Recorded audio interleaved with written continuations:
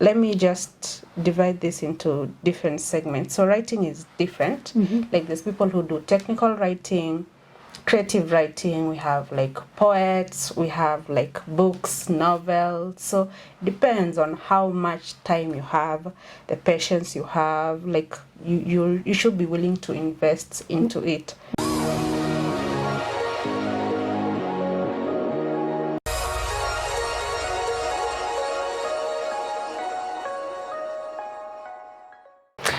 Hello and a very warm welcome to today's episode of An Amazing Woman Show with me, Faith Riziki. And today on this episode, I'm so privileged to have a young woman. She will be introducing herself as we endeavor in the topic of online writing today. So kabla sijaongea sana, nimkaribishe mgeni wangu. Karibu sana. Thanks for having me. So, tuambie majina yako, who are you, na a short story of how you joined online writing. All right. My name is Cynthia. I am a journalist by profession, so kinda comes with writing with it. But I didn't decide to do writing exclusively. Well, my story is kinda short, First of all, I have loved writing for as long as I remember. I have loved writing since I was a kid. It's hard to believe. I always wrote for fun. So that's my story with writing until I found out I can not only write for fun, I can write to get paid, and then things got sweeter. So that's how I decided to do it's part-time writing. Yeah. So a young lady who is watching you out there will be asking herself, I'm seeing Cindy akifanya writing na vitu kama hivyo, lakini kuna mtu mwenye ambaye hajui hata writing ni nini, ama they don't understand what kuna kuandika kwa kulipwa. Ebu take us through kidogo slightly about how mtu anaweza join aje hiyo writing, ama ni wewe ulijoin vipi wewe kama wewe? Okay, so first of all, I said I have loved writing for as long as I remember. So when the opportunity presented itself, I was very welcoming to it. So first of all, writing is not very difficult because we don't term writing as a talent. We term writing as a skill. And that's the best thing about it, because skills you can sharpen with time. If you're not talented, you're not talented. So writing is a skill. The more you write, the better you become. So first thing neza kwambia, write as often as you can. Write for fun, write for gigs, but mostly, okay, let me just divide this into different segments. So writing is different. Like there's people who do technical writing, creative writing, we have like poets, we have like books, novels. So depends on how much time you have, the patience you have, like you should be willing to invest into it. Yeah. So kama vile umetueleza, there are so many types of writing. Someone may ask, you write to get paid, but sasa how? How? Okay. This is what happens. First of all, you have to, you see the thing that people say in this world, it's all about connections and also God mazi. It's all true. You have to, the reason they tell you to have the correct friends in your circle, people who can connect you to nice gigs. Also, don't forget Uncle Google, who can tell you everything. Like, just Google, where can I find a good writing gig? It's very simple. Now, the problem is getting in, because you have to, it's not really a problem, it's just a challenge, and challenges can be overcome. Like, whichever writing site you get into, there's usually tests that you have to pass. You have to pass for grammar, you have to pass for how you express yourself, you have to pass for correctness, several things that they check. And they also grade you how good you are, if you're at a beginner level, medium, or expert. Yeah, that's mostly for most sites. But writing, once you get into it, first of all, you have to be passionate about it. But if you're not passionate about it, think about the money, you'll be passionate enough. Mahali kuliko na pesa lazima passion iwe. Yeah. So the most difficult thing about writing, like just as the most difficult thing about everything in life, is the first step. Like taking the first step could be a challenge to some people. Also, like when you're given an assignment and you have several pages to write, imagine you have like 23 pages to write. It's like it's bothering you, you have a deadline to meet. So writing the first page, the first paragraph, is always the most difficult part. That is why, one of my favorite authors since I was a kid is Sidney Sheldon. He says that a paper that is blank is like God showing you how hard it is for him as God, because God himself had a blank page when he started with you, but right now there's several pages in your book. Yeah. So imagine how difficult that is for God. Now that's the same case for a writer. It's starting the first paragraph. Once you've started, you can go. Yeah. It's interesting. Now, in your journey, how long have you been into this journey of writing? Well, I've written for as long as I can remember, for fun. Not for fun. In school, I used to write for points, I used to like it when teachers are like, the best writer we have today is Cynthia, and it was so much fun. Well, I started writing like for professionally, not really professionally, for something that I knew I'm about to get paid for. I started writing when I was in campus, my first year. Yeah, I joined a group of writers that was connected to me from our journalism club, and then I started writing just for fun, and then someone saw my work and then they hooked me up. Yeah. So let's say you use it as a side hustle. Can someone anaweza kuwa anaandika ikuwe ni full time job yake? Yeah, you can do writing full time. There's people who are full-time writers. Yeah. And maybe utuambie, what are the challenges, major ones zenye ambazo mtu mwenye ambaye anataka kujoin the online writing thing anaweza kutana nazo? The first challenge is usually, as I said, the test that you have to do. So there's a test you have to take. That means that before you take the test, or over the period of your life, you have to be like a person who likes to enlighten yourself. You have to love reading, consuming informative things. Like you don't just consume things just because, like, maybe watch something because it's funny or read something because it's funny. Like you have to have the culture of consuming things that add value to you, so that now when the time comes, you can actually output it. You can't output something that's not within you. So the first challenge is that you have to have a constant reading culture. If that is difficult for you, I hope I'm not making it look difficult. If that is difficult for you, if you can't be able to read all the time, you have to have good research skills. You could have, like, you haven't read on certain things for a while, but you are able to research on it if you're asked to. So it's very important. Like, the challenging thing is just like the research part, which is not so challenging because we're not at the Stone Age. Like, we have a couple of resources at our disposal. Also, let's say the other challenging thing is sometimes you get writer's block. Writer's block is when you are out of ideas completely.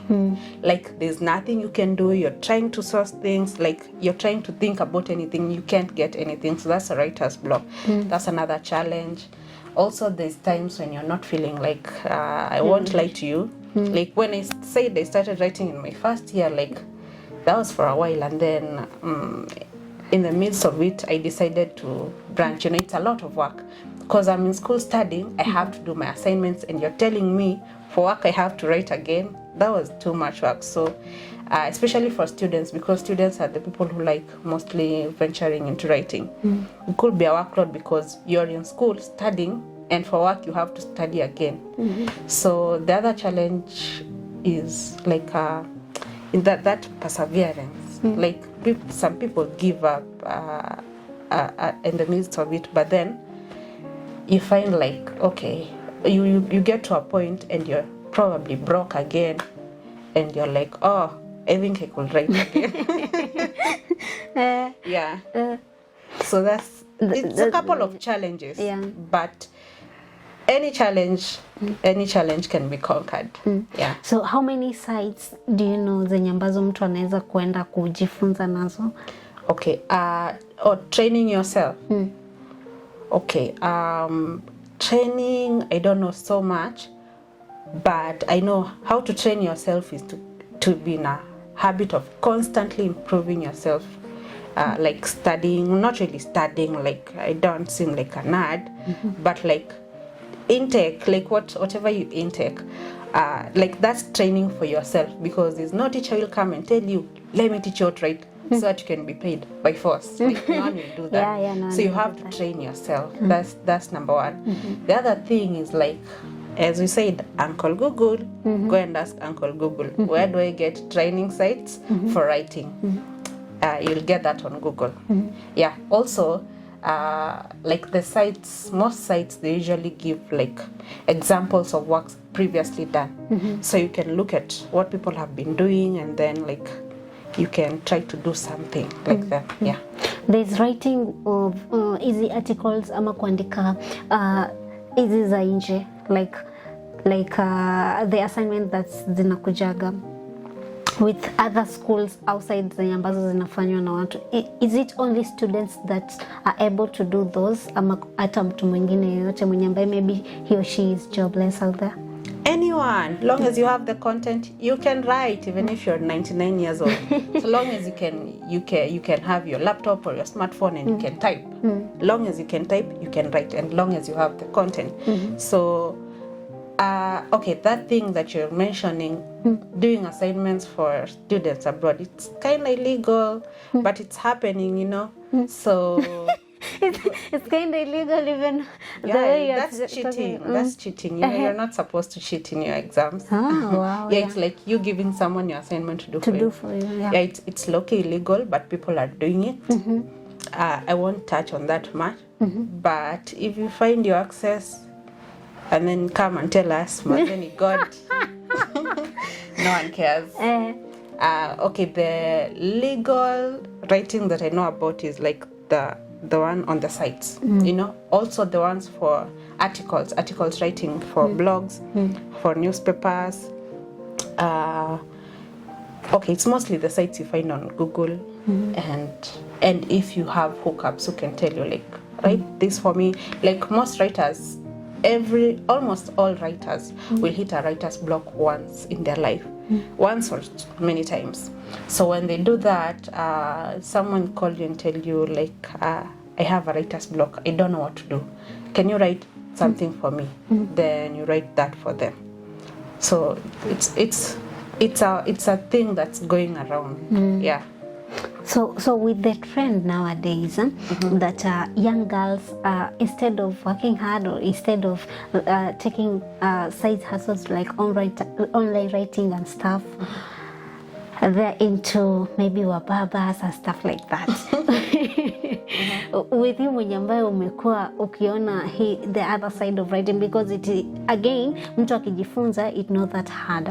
Hebu advise them. Those girls, I can tell them something that I have believed in for a while now.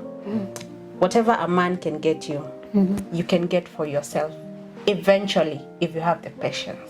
So there's nothing that a guy can do for you that you can't, if you have the patience and the willingness to do it. So writing, like, say your parents have taken you to school, you have the knowledge.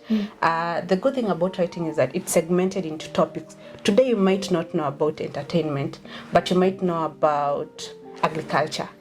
Someone else might know about fashion, wrestling. Like, good thing is you choose from topics it's not like school, you have to do everything at once.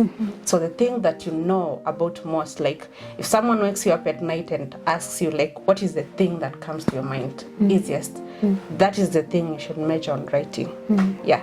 Na wakati tukiendelea kumalizia hata swali langu lenye ambalo nilikuwa nataka kuuliza limepotea, but wakati tukiendelea kumalizia, hebu tell us, yani kitu chochote tu chenye unaona kitatuacha na amani sisi jambo maybe tunatarajia kuangalia hiyo side hustle. Because to me I feel like online writing, mtu unaweza kuwa bado uko na kazi yako, or you can be a journalist and not only a journalist but ukue bado unafanya writing kama kitu kingine ya kando. Nimekumbuka hilo swali hata. Hebu talk about hiyo part ya pay. Nalipa poa? That depends. Okay, first of all, writing pays, definitely. The only difference is that different sites offer different rates. Also, different level of expertise, you're paid differently. Like, you don't expect to be paid the same amount as an expert. Those are people who charge, those are people who have worked for years on their writing, and people refer to others to them. So, first of all, depends on the site and your level of expertise, and also your rank in that writing. Could be someone has given someone writing to do, and then they pass it over to you, and then that other person passes it over. So by the time it gets to you, it's a food chain. The money is low, but there's the people who can connect to like the like the originals, like the original owner of the assignment. Yeah. So it all depends on a lot of factors, but definitely writing pays. It just like needs patience. I won't tell you it's like you'll be paid $1 million at once. If you can stack up your money, yeah, definitely. Inalipa but kwa upole. Yeah. Lakini vizuri. One last word. Last words. Okay, that sounded like I'm going to the father. No. I'm not going to the father. If you want less in this show, then in our today's episode. Okay. Well, okay, I'm not like the perfect writer. Sometimes I feel lazy, pass over jobs to other people. But what I can tell you about writing is that think about the reward. Yeah, and you're definitely good to go. For me, I think about the passion. Like, I love writing. Okay, like, writing is a way of me expressing myself. Like, I actually enjoy it. That is when I'm not doing technical writing. I do like entertainment news. So that is so much fun because I love gossip. So when I have like technical, it's very boring. But then you have to think about the reward. So obviously I'm not an old man who has wise sayings, but you think about the things you want to achieve, and then you also don't want to be idle. People, these are my last words, Sasa, for real. We all have 8 hours in a day. They're divided to 3 segments. The first 8 hours you're at work. The other 8 hours you're supposed to be getting your beauty sleep. The other 8 hours determine the difference between people. Because what are you doing with your 8 hours? You could decide today with your 8 hours to start writing, for example, photography, piano classes, whatever, man. Like, just fill them up with something, and then think of the goals you want to achieve. Yeah. Thank you so much.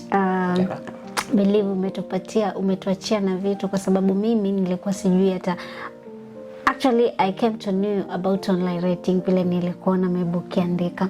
So I was interested to know what it is all about. But sasa umetu enlighten, tenda nitafute hizo sites, at least nikuwe na hiyo passion, because it all begins with the passion that someone has, na wewe pia uendelee ku-inspire watu wengine, especially young ladies who are coming up, wenye ambao wanaenda campus, they don't know where to start. Mtoto anategemea kile cha mzazi, so instead of kutegemea kile cha mzazi, you can also look at this site to start writing. So thank you so much for coming, and it is a pleasure to have you. And back to you my viewer. Tumefurahi sana, nimefurahi sana kuungana na wewe. I hope leo umepata kitu kimoja, viwili, vitatu, hata kama wewe si mwanamke, but you are a youth, a young woman, a young man mwenye ambaye uko pale and you have this zeal on writing.